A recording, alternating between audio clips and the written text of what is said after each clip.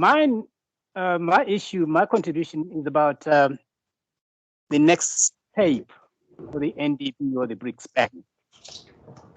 As we see today, the BRICS Bank is formed along the line of the IMF as a stabilization fund, or as a fund almost equivalent to the IMF. But this is an old way of looking at international cooperation that is consistent with the Bretton Woods system.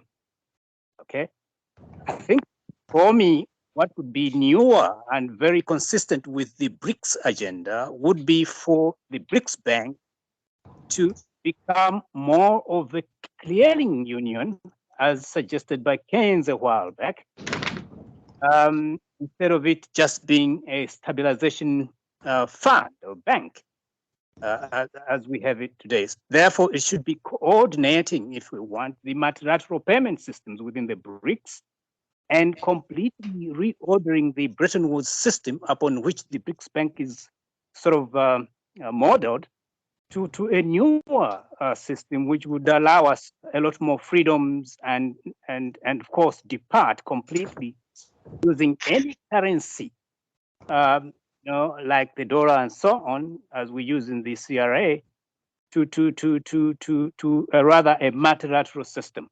These are my observations. I think perhaps I would like to invite comments from all these colleagues who have been presenting here.